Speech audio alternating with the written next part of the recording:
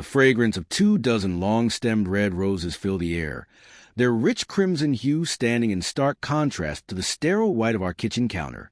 I had placed them there with meticulous care, envisioning them as the perfect welcome-home gift for Elsie, a farewell gift, in truth. I could hear the jingle of keys echoing in the hallway, followed by the familiar click of the lock, and then the creak of the door she had passed through countless times before, blissfully unaware of the turmoil brewing within me. She stepped inside, her presence radiating warmth and vibrancy, a glow that once illuminated my own life. Her smile danced on her lips, but the moment her gaze fell upon the roses, that smile faltered, revealing a flicker of confusion in her eyes. "Oh, Liam," she breathed, her voice laced with semblance of surprise that felt painfully disingenuous. "They're beautiful." She edged closer, her fingers reaching out to touch a velvety petal. But as her eyes landed on the envelope propped against the vase, her hand halted midair. A shadow of premonition crossed her features. Snatching the envelope, she tore it open with trembling fingers. I stood frozen, my heart a stone in my chest, as I watched the color drain from her face. The single sheet of paper slipped from her grasp, fluttering to the floor like a fallen leaf, a delicate reminder of the weight of her actions. As if gravity itself had abandoned her, her knees buckled, and she collapsed onto the pristine tiles, a strangled sob escaping her lips. This was the moment I had rehearsed for weeks, the culmination of months spent in silent agony. Yet, as I witnessed her crumble before me, I felt no sense of triumph, only an overwhelming emptiness. I leaned down and picked up the letter, the words I had been etched in my memory, brief, impactful, devastating. "I know I'm gone. The lawyer will be in touch." Elsie looked up at me, her eyes wide with disbelief and terror, as if the very ground beneath her had shifted. "Liam, what is this?" she stammered, her voice barely above a whisper, trembling with confusion and fear. "It's over, Elsie," I replied, my tone flat, devoid of the emotion I had harbored for so long. "I know about you and Daniel." The name hung heavily in the air, laden with betrayal, like a dark cloud threatening to unleash a storm. She flinched visibly at the mention of Daniel, her guilt radiating from her like heat. It wasn't," she started, but the words faltered in her throat. What could she say? I had irrefutable proof. Her phone records, clandestine meetings, whispered calls, and lies, all intricately woven into a tapestry of deceit that had nearly convinced me I was imagining things. I turned away, unable to endure the sight of her shattered facade. Grabbing my pre-packed bag, I felt the weight of finality lift from my shoulders, a bittersweet sense of liberation mingling with the sorrow. As I paused at the threshold, I spoke, "I loved you, Elsie," my voice catching in my throat, "more than anything."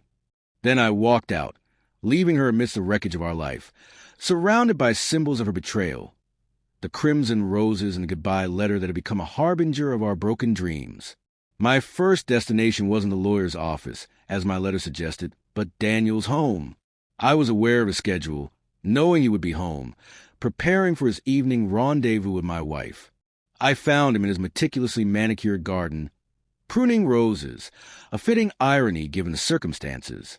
I approached him, my heart pounding with a mix of anger and purpose, and didn't bother with pleasantries. "You think you've won, don't you?" I snarled, my voice dripping with contempt. He straightened up, surprise quickly morphing into a smug grin. "Liam, to what do I owe this pleasure?" His casual demeanor infuriated me further. "You know damn well why I'm here," I growled, stepping closer, the distance between us charged with animosity. "You've been sleeping with my wife." He shrugged, a casual flick of his wrist dismissing my pain. "She's a grown woman, Liam. She makes her own choices." That was the moment I snapped. I lunged at him, the fury that had simmered for months erupting like a dormant volcano awakened by an unrelenting force. My fist connected with his jaw, sending him sprawling onto the carefully tended flower beds, the roses crushed beneath him. He scrambled to his feet, his face a mix of rage and shock. "You think you can get away with this?" I roared, grabbing him by the collar, the world around us fading into a blur of anger and betrayal. He struggled to push me off, but I was fueled by adrenaline and years of suppressed fury. I rained blows down on him, each punch a cathartic release of the pain he had inflicted upon me. Finally, I stepped back, chest heaving, leaving him bruised and bleeding among his prized roses. "Stay away from her," I warned, my voice low and menacing, and then I walked away, leaving him to contemplate the consequences of his actions, a fitting punishment for a man who had taken so much from me. The following weeks blurred into a haze of legal proceedings and emotional turmoil. Elsie attempted to reach out, pleading for forgiveness, claiming it was a mistake, that she still loved me. But the damage was irreparable. The trust was shattered. The foundation of our life had crumbled to dust. I couldn't forgive her, not this time. The divorce was finalized, the house sold, our lives disentangled like threads pulled from a frayed fabric. Seeking solace, I relocated to a new city, yearning for a fresh start, while leaving the ghosts of our past behind and the remnants of our shattered dreams. Later, I learned that Daniel, humiliated and exposed, had lost his job. His carefully crafted image of respectability lay tarnished, his world crumbling around him, just as Elsie's had.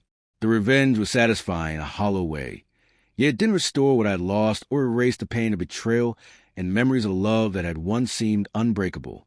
Years passed, and I rebuilt my life piece by piece, discovering new love and moment of happiness that filled the cracks left by my past. While the scars of the past faded, they never entirely disappeared. In quiet moments, I would think of Elsie, reflecting on the woman she had been, the life we had shared, and I would wonder if she ever truly grasped the devastation she had caused, not just in my life, but in her own. One day, years later, I sat in a cafe, casually sipping coffee while reading the newspaper. My eyes scanned the obituaries, and then a familiar name caught my attention. Elsie. The article was brief, mentioning a sudden illness, with no mention of Daniel. A pang of sadness struck me, a flicker of old pain resurfacing like a ghost from the past. I closed my eyes, recalling the woman I had loved, the one who had betrayed me, the one who had come home to roses and a goodbye letter. For the first time in a long while, I felt something akin to peace wash over me. The story was finally over, and perhaps, in its ending, I could finally begin to let go.